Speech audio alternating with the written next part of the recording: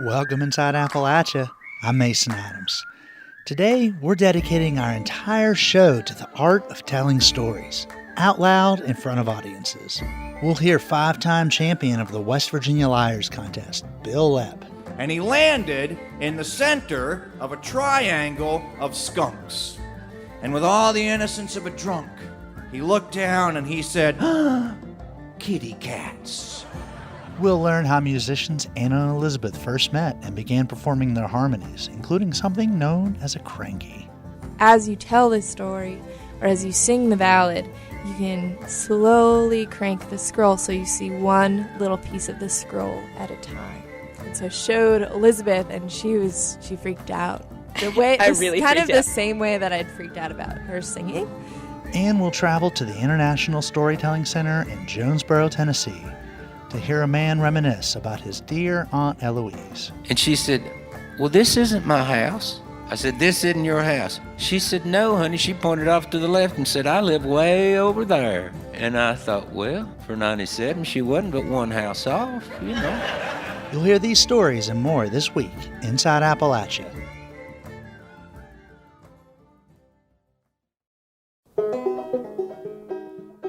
Welcome inside Appalachia. I'm Mason Adams.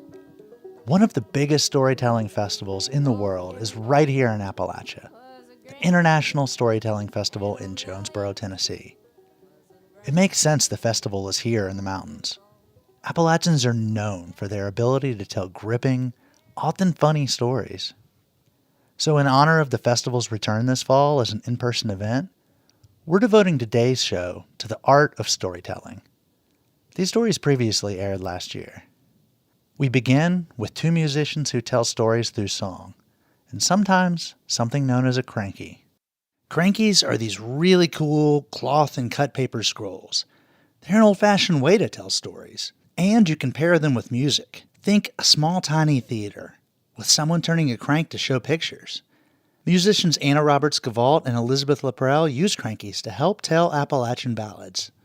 I remember seeing them at the Ferrum Folklife Festival in southwestern Virginia, and I remember how the crankies let me follow the story, while their harmonies raised goosebumps on my arm. Fall asleep, you little baby.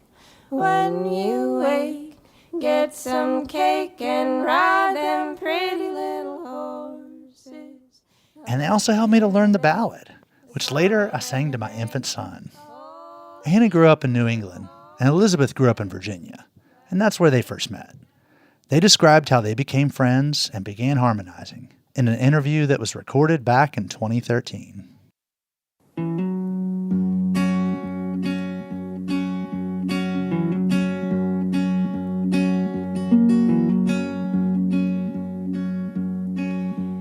Wouldn't mind working from sun to sun. Spend my money when the work is done.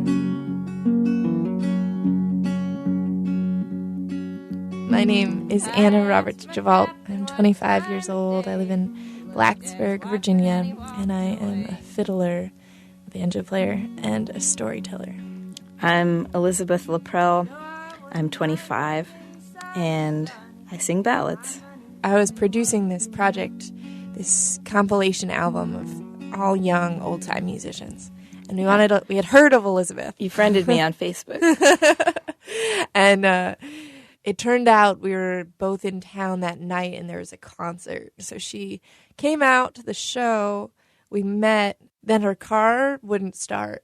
There's something wrong with the ignition. Yeah, the ignition eventually, it had to be replaced, and that took like 24 hours. And she said, oh, you could please come stay at my house. That's where the band is staying from tonight. And so I went to her house, and we spent 24 hours like singing shape note songs, and she showed me this amazing thing that she had made in college called a crankie. A crankie is an illustrated scroll, and the illustrations, some of them are on these long quilted strips of canvas, and some of them are on these long rolls of parchment paper. And then you take the scroll and the illustrations and you put it in this frame, and which allows you this box. So as you tell this story or as you sing the ballad, you can slowly crank the scroll so you see one little piece of the scroll at a time. And so I showed Elizabeth, and she freaked out. The way I really kind of freaked the out. same way that I'd freaked out about her singing. So that was the first 24 hours we spent together. I'm not in your town to stay, said a lady old and gray to a warden in a penitentiary. I'm not in your town to stay, and I'll soon be on my way. I'm just here to get my baby out of jail. Warden, I'm just here. Ballads they're all story songs, and a lot of ballad singers, they talk about being able to see the ballad happen in their mind. I'm sure it depends on your imagination, but I see all the characters and I costume them, and there's there's a setting with its own quality of light, and I imagine these places and these people and events. And so I had been really interested in kind of telling people about how visual these stories are. First, we do a lot of sketching, no matter what the cranky is, and then we make a small little storyboard of a long piece of tiny paper that's just a couple inches high, and sketch on that, and then we dump out everything and do a few days of just cutting out all the pieces and pinning them down and arranging them, and then we go off to sew them on separately on our own sewing machines. I guess it takes a couple of months. We really had no foresight beyond the next couple of months. We were we're going to make these crankies, and we're going to do this tour just in Southwest Virginia, which is what we did. But somehow word got out, and we got these offers or people who are interested around America. When I was a young girl, I used to seek pleasure. When I was a young girl, I used to drink ale out of an alehouse and into the jailhouse, right out of the barroom and down to my grave. We did our first show in a bar. We were at this bar in Richmond, and we sang an a cappella song. I think it might have been Heap of Horses. And all of a sudden, the whole room was quiet. And then we got everyone to sit on the floor cross-legged to watch our crankies. It's a Heap of Horses is a lullaby that Texas Gladden sang. And it's kind of the epitome of a lot of what we're trying to share with our shows, which is this idea that, music having a use, functional music. We don't have work songs anymore, per se, for working on a computer. But lullabies are still there. Go to sleep, you little baby. When you wake, get some cake and ride them pretty little horses.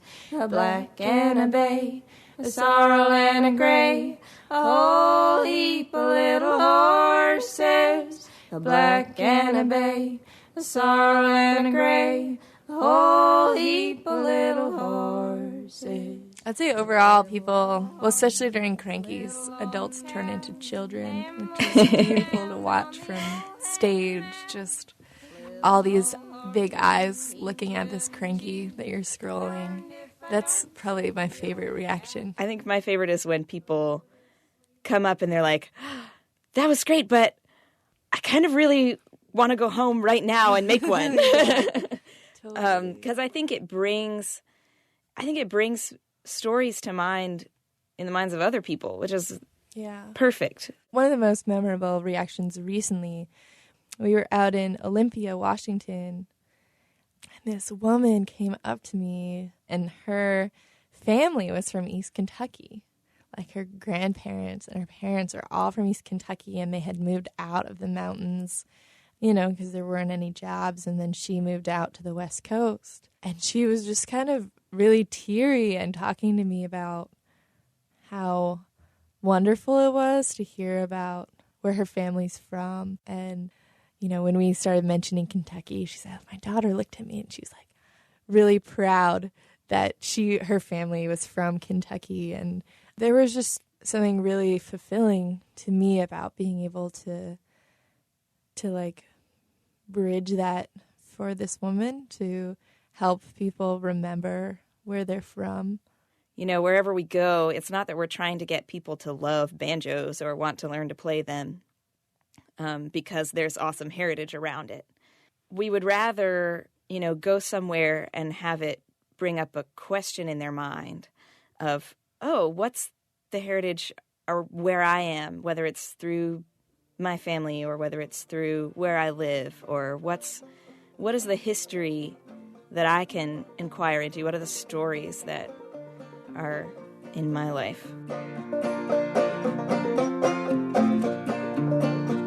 I'm gonna cross that green icy mountain, mountain, mountain. I'm gonna cross that green icy mountain, and I don't take sick and die. That story was recorded back in 2013, when Anna and Elizabeth were still out performing music together. It was produced by Laura Candler for WUNC. If you enjoy their music, they recorded 3 albums together, and they're all great. And if you didn't catch my interview with Elizabeth Prell from last year about how the pandemic has changed her outlook on singing and brought her closer to her home in Appalachia, check it out. Find it at wvpublic.org. I don't take sick and die.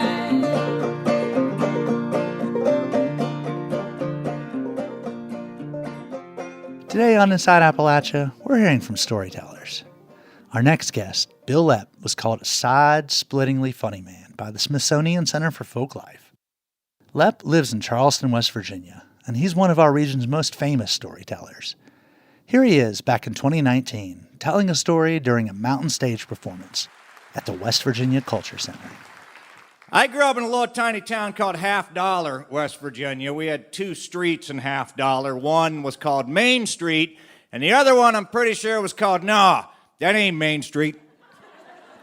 And we had a Methodist church and then your sort of variety pack of Baptist churches. And our parents told us that there were some Catholics that lived over the hill. But we didn't know if that was true, or if that was just something they told us so we'd go to bed at night. But one summer we were having a pastor swap. The pastors from the different churches were preaching in each other's churches, and we had the pastor from the Baptist church come and preach at the Methodist church, which was a shock to all of us.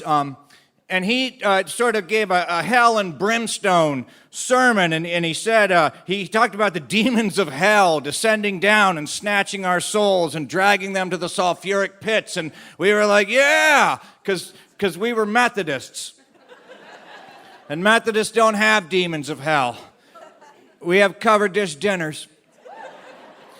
And then he followed that up by telling us that, he said, I'll never forget this for a lot of reasons, but he said, when a man does things purely for his own enjoyment and not for the benefit of others or the glory of God, he will be stained and tainted that others may know. I thought, what a great thing. I mean, it didn't really change my life, but it stayed with me. And then when I was in college, during summers, I worked at a series of camps, and one of the camps I worked at was a camp called Camp Horseshoe, which is just outside of St. George, which is just outside of Parsons. If that clears it up for you. And that summer, this Baptist preacher, he was the camp director that summer. He was an interesting character, same guy, gruff old guy. I say he was old, but now I realize he was probably 35. But he had this wonderful attitude where he really didn't care if you agreed with him because he knew that he was right and that you would either one day come to see things his way or you would go to hell. And he was satisfied with either outcome. So working at this particular camp in this one cabin was myself, my buddy Skeeter, our buddy Wally, and our friend Uncle Debo. Now, Uncle Debo was not our uncle. In fact, Uncle Debo was a year younger than we were. But everybody called the poor kid Uncle Debo because when Uncle Debo was born, he was the last and quite unexpected of 17 children. Now, when he was born, his parents were tired. They couldn't think of a name. So they thought, we'll just call him the boy until something better comes along. And then, through the wonders of time and syllabic manipulation, the boy became da boy, which eventually became Debo. And the reason we called him Uncle is because as the last of 17 children, he had nieces and nephews who were quite a bit older than he was, so it wasn't uncommon to be walking down Main Street and hear some matronly niece yell out, Uncle Debo, you pull up your pants right now, or I'm going to tell Grandma. So, the four of us, myself, Skeeter, Wally, and Uncle Debo, we were the counselors in this one cabin, and these were big cabins, probably as wide as this whole stage is. And you walked in, there was a little foyer, and then on either side of the foyer there was a wing, and in each one of those wings there was 25 bunk beds. And if you passed straight through the foyer, there was another little door, and then you entered a room that was about twice the size of a dumpster, but half as clean. And that's where me, Skeeter, Wally, and Uncle Debo lived. And Skeeter, there were two bunk beds, one on each side of the door. And Skeeter slept on the bottom bunk over here. I slept on the top. Wally slept on the bottom bunk over here. Uncle Debo on the top. And then if you passed through that room, there was an exterior door where the four of us could come in and out so that we wouldn't bother the kids. Well, one day Wally cut his finger. And he cut it bad enough that we had to take him over the mountain to get stitches. And they put him on painkillers. And when we got back to the cabin, we were helping him up through the back door. Okay, we weren't really helping him because he was on painkillers. And the stairs were sort of uneven. And it was fun to watch him try and negotiate those stairs. Well, he fell, and he had just enough sense to know that this hand was damaged, so he reached out with this hand to stop his fall, and these two fingers bent all the way back. I know, it's neat to see. Happened to someone else. Because you're like, oh, can the human body do that? And then you're like, no, not successfully. So we had to take him back over the mountain, and they put him in a splint and on more painkillers. And now it was almost supper, so we did help him up the stairs. And we got Wally in bed, and Uncle Debo, Skeeter, and I took the kids to supper, got them in bed, we got in bed, sound asleep. I don't know how long I'd been asleep when I heard Skeeter whispering beneath me, Bill, wake up, but don't move. Now, I don't know if you've ever been awoken in that fashion. But that is a difficult fashion in which to be awoken. Because you know that something bad is about to happen, and so your body fills with adrenaline, and you want to go wha, but you know if you go wha, you're going to die. So, I brought myself slowly to consciousness, and I said, what's the problem? And Skeeter said, there's a skunk in the cabin. And I looked over the edge of the bed, and sure enough, there was a skunk milling around. And Skeeter said, close the door. And I knew what he meant. We had that door that went into the interior part of the cabin. We left that open at night so that we could hear what noises the children were making that we were going to ignore. And Skeeter wanted me to close that door because he knew that if that skunk went out there, it was going to go into one of those wings. One of those 100 children was going to see that skunk, scream, and the skunk was going to go off. But I was thinking to myself, out there is 100 14-year-old boys who haven't bathed in a week. How much worse can it smell? I thought we ought to hang that skunk like an air freshener.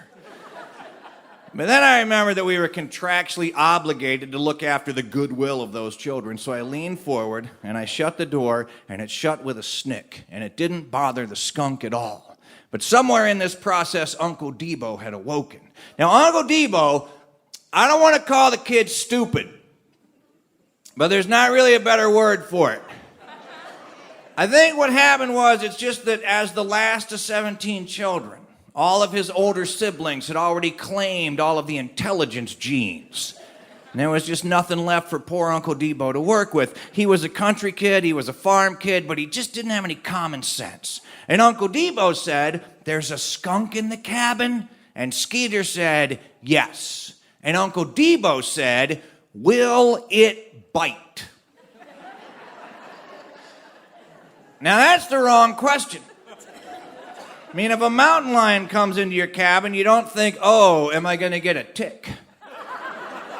If wolves come in, you don't think, "Oh, do they stink?" And I wanted to thump him, but I knew if I thumped him, the skunk would go off. So Uncle Debo said, "Will it bite?" And Skeeter said, "Yes." And Uncle Debo said, "How did it get in here?" And as if to answer that question, the screen door went, and a second skunk came in. So now there were two skunks milling around. And Uncle Debo said, "If one of them bites me, will the other?" And Skeeter said, "Yes." He said, "They're like hornets. If you make one mad, you make them all mad." And Uncle Debo said, "If one of them goes off, will the other?" And I was like, what are they, the Borg? Do they have a collective consciousness? But Skeeter said, "Yes." And by this time, I was laughing. But it was that quiet laugh, that silent laugh like you do when you're at church or in school or at a funeral. And I could feel Skeeter laughing too. The bed was rocking at about, like a 1.2 on the Richter scale, and there are tears coming out of my eyes and going into my ears. And I was just trying to figure out what to do, trying to get a hold of myself. And finally, Skeeter got a hold of himself, and he said to me, as seriously as possible, he said, "Bill, did you brush your teeth?" And I thought I knew where he was going with this. So I said, "No." And Uncle Debo said, "I brushed my teeth. Why does that matter?" And Skeeter said, "Because skunks are scavengers. They're attracted to scents. They're like bears. And if they smell a scent that they're attracted to, they'll come and investigate. And skunks love toothpaste." And Uncle Debo said, "Well, I'll be okay. I'm on the top bunk." And Skeeter said, "Why do you think they call skunks polecats?" And Uncle Debo inhaled like he never intended to exhale again. Not like he was trying to kill himself, just like he wasn't going to breathe for the next 70 years. He just sort of went, like that. And by this time, Skeeter and I were almost laughing out loud. But, we were we were taunting. But there was no way we were getting out of this situation alive. So let our tombstone say they went down taunting. And while that was going on, the screen door went, and a third skunk came in. So now there were three skunks milling around. And Wally, who had been passed out this entire time, Wally was a perfect camp counselor because Wally was one of those weird people, one of those sick people who think it's neat to get up early in the morning and watch the sun rise. I was 26 before I knew the sun rose. All I'd ever seen it do was set. But not only did he like to get up early, he woke up happy. He'd jump out of bed. He'd go, "Good morning," and be singing a song about happy trees and little birdies going chirpity chirp, chirp, chirp. And so in the midst of all of this, Wally awoke. And in his drug-addled state, he thought it was morning. So he said, "Good morning," and he jumped out of bed. And he landed in the center of a triangle of skunks. And with all the innocence of a drunk, he looked down and he said, "Kitty cats." And he knelt down and he reached out and he started to scratch one of the skunks behind the ears. And the skunk didn't know what was happening, but it wasn't entirely unpleasant. So the skunk came closer and Wally picked him up. And he stood up, and he turned to Uncle Debo. And he said, "Look, Uncle Debo, a kitty cat." And the skunk crawled off of Wally's hands and onto Uncle Debo's chest. And Uncle Debo sat up, and he screamed. And the skunk bit him.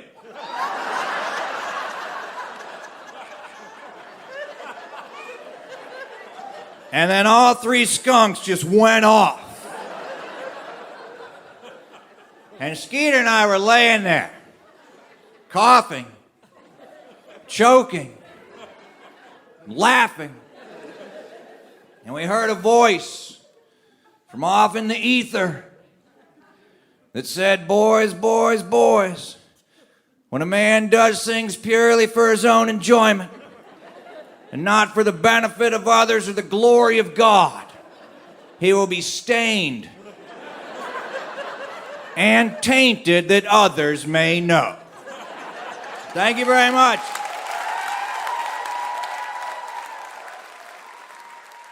That was storyteller Bil Lepp, a 5-time champion at the West Virginia Liars Contest. He told his story to a live audience back in 2019 as part of a mountain stage performance. We're dedicating our entire show next week to children's authors, including one of my all-time favorite writers, Cynthia Rylant, who's written more than 100 books, including 2 about her experiences growing up in West Virginia that won Caldecott honors. Make sure you check out that episode. After the break, we'll travel to the International Storytelling Center in Jonesborough, Tennessee. More stories and more laughs coming up after the break. You're listening to Inside Appalachia. I'm Mason Adams.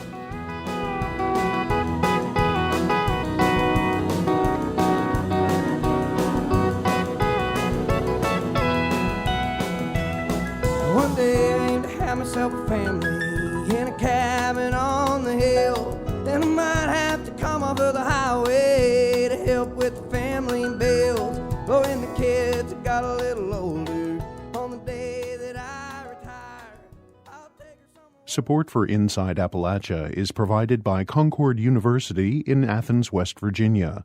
With career-focused liberal arts education in more than 80 degrees and programs to pursue various career options, not just a single job. More at concord.edu.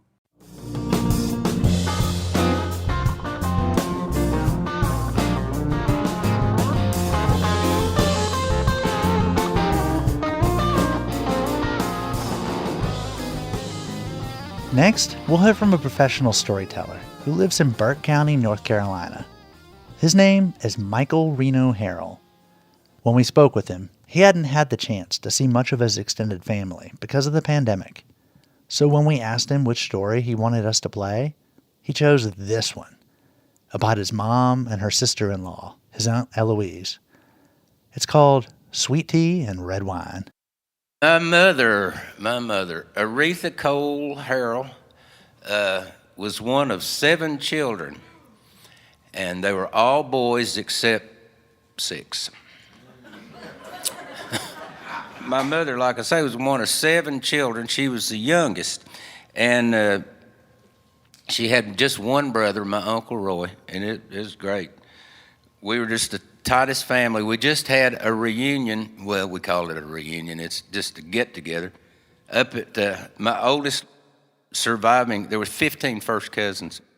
We had a meeting this past Saturday over at my cousin Nancy's house, and the reason we did was because the last of that generation had passed away. My Aunt Elvita, my mother's next oldest sister, had passed away this year.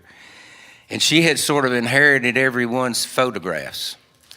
And we spent one of the most amazing afternoons going through about a third of those photographs. And, you know, who do you think this is? I have no idea, but it looks, you know. So, back then they knew who it was. They didn't write anybody's name on the back, so we were going through it going, well, it looks a little like, no, I don't know. I recognize that dog, though. That's,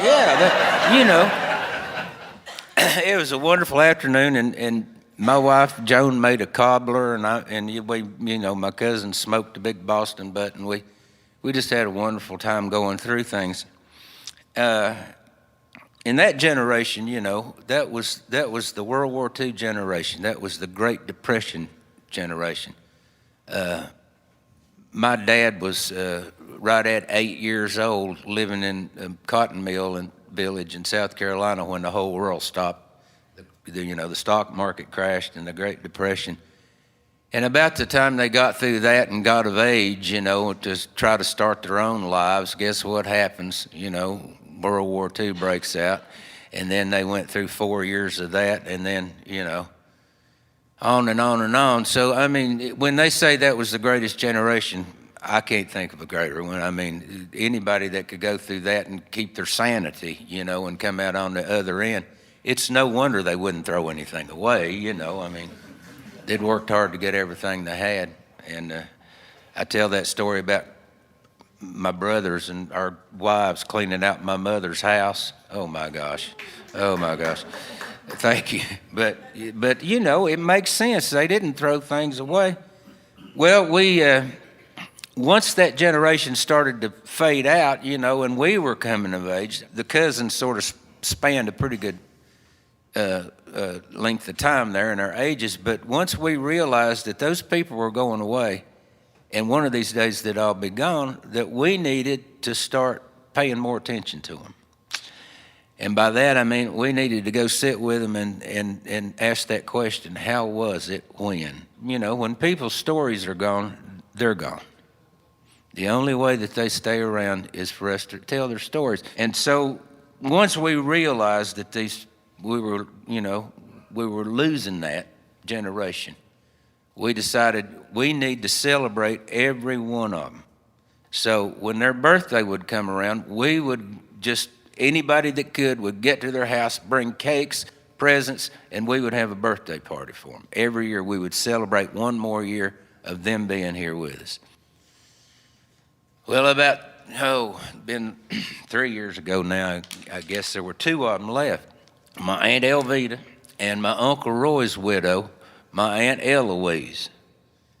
And they had both had great lives, I'll tell you that. Elvita had invested well, and she was a widow, had been for many years, and she was living down in Greer, South Carolina, in a really nice retirement village.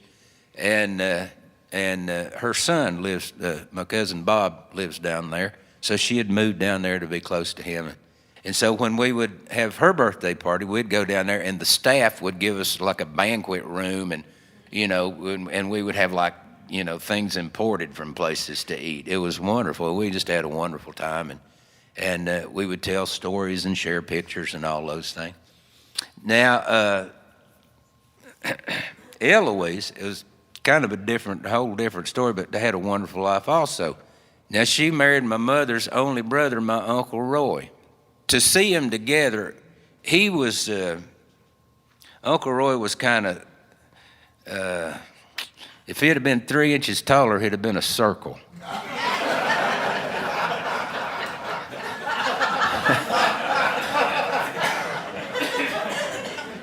My Aunt Eloise was a good cook, I'll tell you that. And he ate a lot of squirrel gravy, I'll tell you. But a wonderful guy. He took after my mother's dad, the grandfather that I never knew. He took after his dad. My granddaddy's name was Motorcycle Eddie Cole. I think it was on his birth certificate. He could fix anything that moved, is what Stover used to tell me. He said, son, if it moves, he can fix it. And he kept the Candler sawmill running. He kept people's sewing machines together and coffee grinders and all that. He was also the best shot in Buncombe County by everybody's account. With a rifle, they got to where they wouldn't let him even compete in turkey shoots. He was just such a great shot. And Roy took after that. Roy was just the crack rifle shot and a pistol shot. And so when World War II came out, he went down and volunteered because he knew that he could do something when it came to that war effort. He knew he could contribute. He was stationed initially in Columbia, South Carolina. And he got down there, and they got on the rifle range, and, they counted his shots, and they said, well, you missed the target about 12 times. He said, no, I didn't. He said, well, where's the holes? And he said, look, right there. And of course, he'd shot through the same hole 12 times or something, that kind of stuff. He was just amazing. So instead of sending him to Germany or to Europe or the Pacific, they said, you need to teach other people how to do this.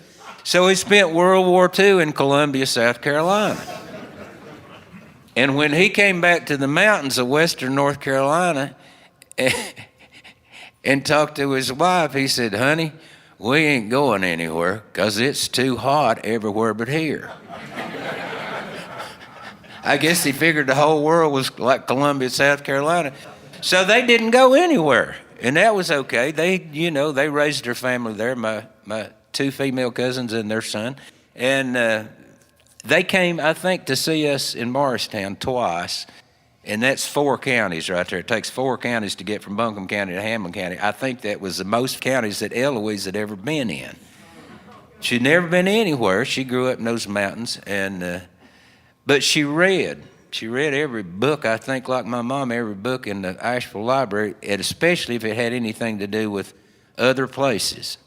She could name you any state capital like that, and then any capital in Europe, She knew more about geography and traveling than people that had been to those places. Well, they raised their kids and had a good life, and then when they were 58, Uncle Roy passed away and left her a widow. Well, she mourned my uncle and went on with her life, and she was the secretary of the Liberty Hill Baptist Church on Monte Vista Road there in Buncombe County. And one of her jobs was to greet, visitors that came into the Sunday school and give them one of those little stick-on name tags, so people could say, oh, visitor, and your name is Bob. Oh, well, hi, Bob. Thank you for coming, that kind of deal. And then her other job was to count the collection that they took up in the Sunday school and then write it down in a book and, and make sure it was deposited and all that. And then they would put, the offering up, Sunday school offering on the little slide-in sign out in the church. Anyway, so one Sunday, Roy had been dead about 3 years, and one Sunday, this fella came in, about her age, and somebody had directed him to her little desk there in the hallway to get his name tag, and he walked up and said his name was Charles, and she said, well, hi, and told him her name, Eloise, and he said, that's a beautiful name. And she said, well, thank you. And she filled out his card, Charles, and put it on him. He went on to the men's class, and then between Sunday school and church, he came back to her desk. And she said, well, hi, Charles. Is there something else I could help you with? And he said, reckon I could ask you a question? And she said, well, sure, that's what I'm here for. What could I do for you? He said, well, it's kind of personal. And she said, well, I don't know. What is it? He said, do you ever eat? Now, she was taken aback by that.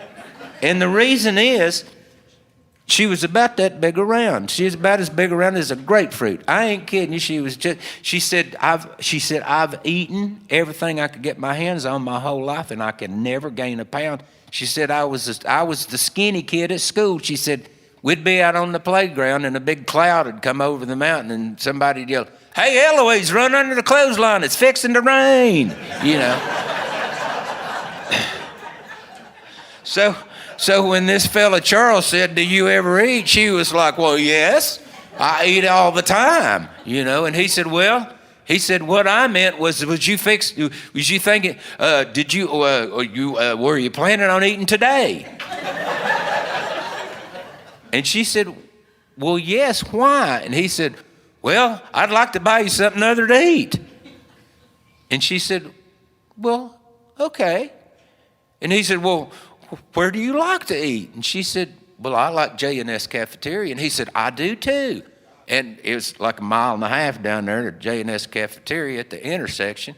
So they walked in there together, and he put her in the line, and they went through the line. And then when they got up there, he got her a tray, and then he got her that little wrapped silverware and put it on her tray. He said, now anything you want is on me. He said, and that means a dessert too. So they went through the line, and they got down there to their table, and they sat down, and they started chatting, and talking about their lives. And he had been in the war and talked about where all he had been in Europe. She said, I've always dreamed of going to those places. Well, got to be a regular thing. Every Sunday, he'd come up between Sunday school and church and say, "Were you going to eat again today?" And she'd say, "Yeah, I thought I would." He said, "How about J&S?" And she'd say, "I love it." And they'd go to J&S every Sunday. Well, this went on for a good while. And then one day, Sunday school, he came up. He said, "Hey," and she said, "Hey." He said, "Will you marry me?" And she said, "I believe I will."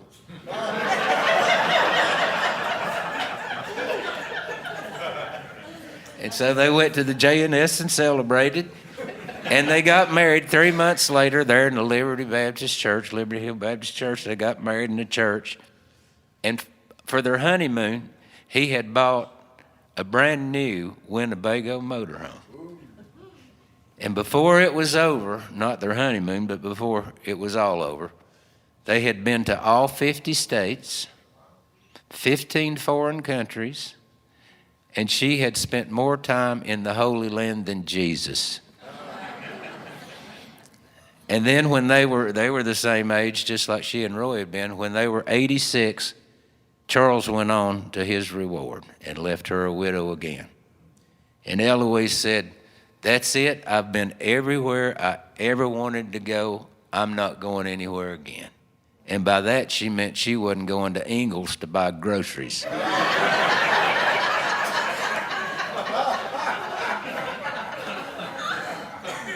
She said, "I'm staying home till I go home that last time."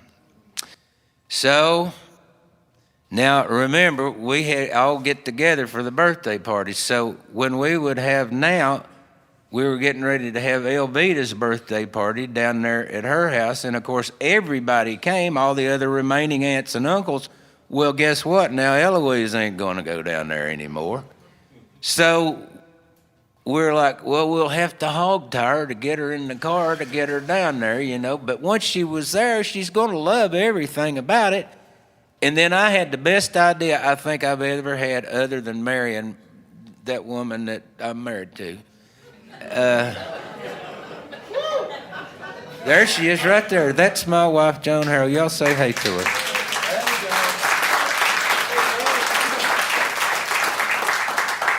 At our house, we refer to her as management. She's the one that does all the hard work. She does all the booking and the tour management and suitcase packing. I just do this. It's pretty good. But anyway, I had the best idea I'd had up to that moment, I think, and that was, why don't we just get Elvita and bring her up here to Eloise's house? Because Elvita was in a wheelchair by then, but she loved to travel. So Bob could just bring her up there, and everybody said, "Why didn't we all think of this before? Then Mama won't have to," as she put it, "leave her property." I don't like to leave my property. So about 3 years ago, we were getting ready to have Elvita's party up at Eloise's house up there in Buncombe County.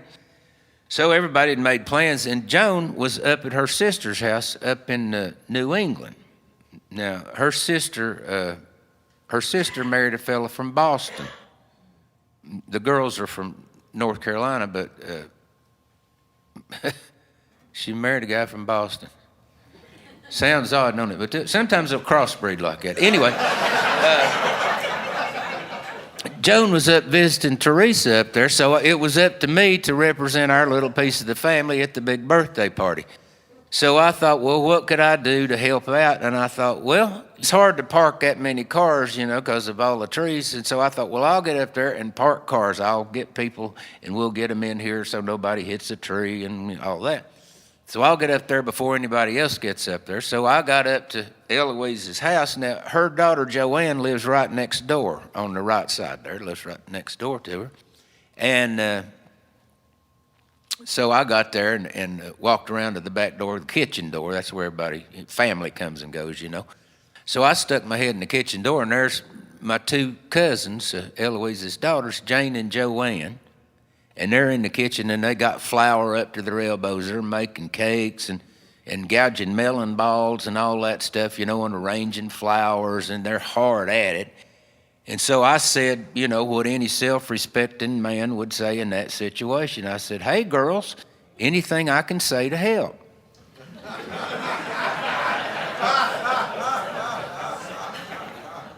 And my cousin Joanne looked around at me and said, yeah, get in there and entertain Mama while we get this going. I said, all right.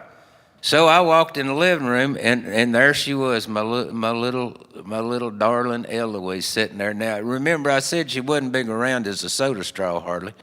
And now she'd shrunk this way. She looked like Yoda by then. So I kind of snuck up behind her. She's sitting in her little chair with her feet on a little footstool, staring at something that I couldn't see, you know, kind of like a cat, you know. There's something there that she's seeing, but I'm not sure where it is or what it is. Anyway, so I just kind of snuck around her and give her a little peck on the cheek there, you know. And she looked up and saw me, and she went, oh, I am so glad to see you. Who are you? And I said, well, Auntie, it's me, it's Michael. And she said, well, what are you doing? And I said, we're having a birthday party. She said, oh my God, am I 98? I said, no, honey, no, you're still 97. I said, we're having a birthday party for Elvita here at your house. And she said, well, this isn't my house. I said, this isn't your house. She said, no, honey. She pointed off to the left and said, I live way over there.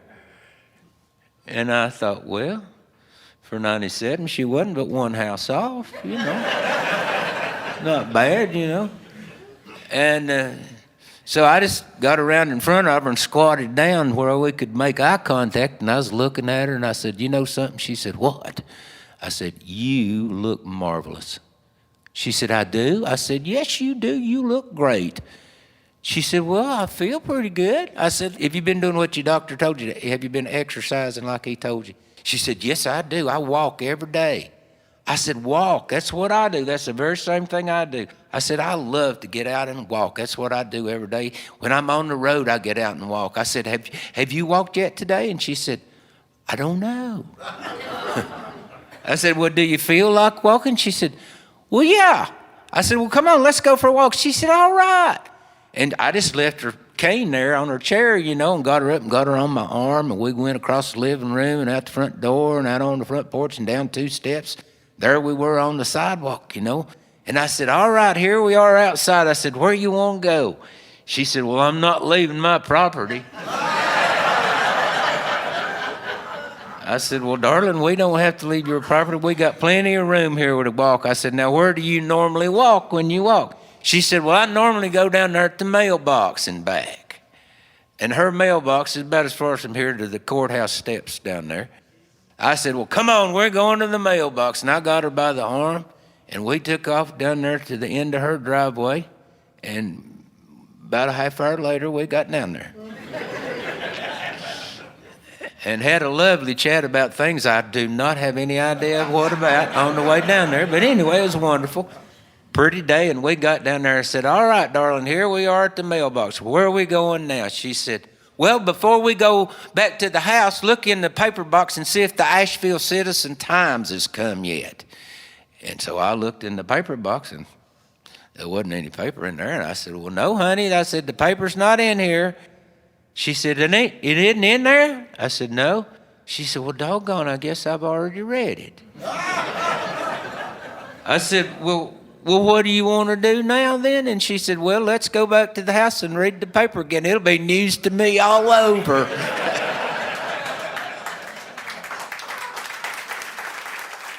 Michael Reno Harrell is a storyteller in Burke County, North Carolina. His mother's family, including his Aunt Eloise, spent most of their life in Buncombe County, just outside Asheville. He performed that story at the International Storytelling Center in Jonesborough, Tennessee, back in 2017. He also wrote this song about his Aunt Eloise. Uses her clothesline, likes poetry that rhymes and old radios. She's got chip paint and old pipes and a burned out front porch light and a tin roof that just might fall in when it snows. Well, she quit cigarettes, but still plays her cassettes, and now and then forgets her blood pressure pill. keeps the shells from cicadas and bakes sweet potatoes. And got 2 green tomatoes on her windowsill. She gets up with the sun to make breakfast for one. Well, there's an old car on flat tires and chickweeds and sawbriars where once tall sunflowers. Growing up in Western Virginia, I can personally attest to the storytelling abilities of mountain folk. Whether that was my grandpa telling tall tales about cattle, or a high school classmate weaving a story of her adventures the night before. So it makes total sense that the best storytellers in the world converge right here, inside Appalachia, at the National Storytelling Festival in Jonesborough, Tennessee. That's coming up in the fall, October 7th through the 9th. There's also an option to stream the festival.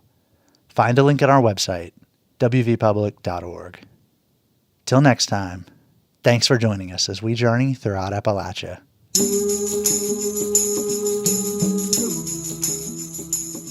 Our theme music is by Matt Jackford.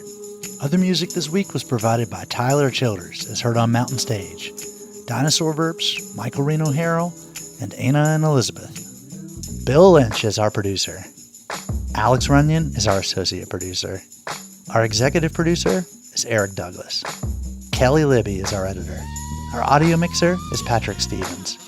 Xander Alloy also helped produce this episode. You can find us on Twitter @InAppalachia.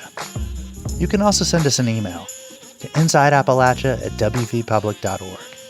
Visit wvpublic.org/insideappalachia to subscribe or stream all of our stories. Or look for Inside Appalachia wherever you get your podcasts. Inside Appalachia is a production of West Virginia Public Broadcasting.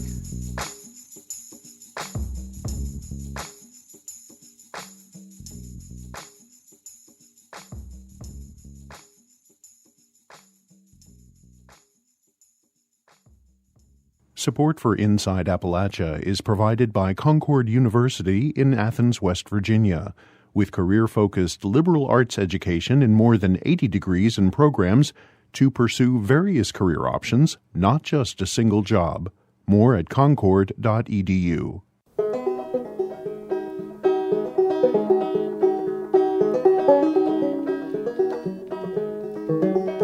Old Kimball was a gray neck, and old Nellie was a brown. Old Kimball beat old Nellie on the very first go round. And I see on the 4th day of July,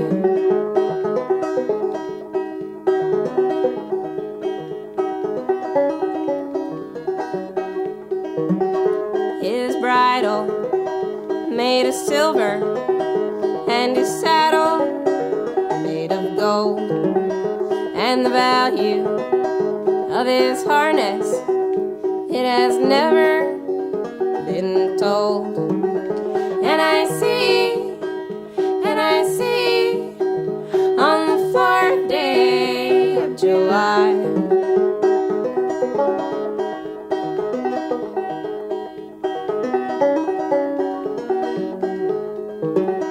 I'll get up in my buggy with my line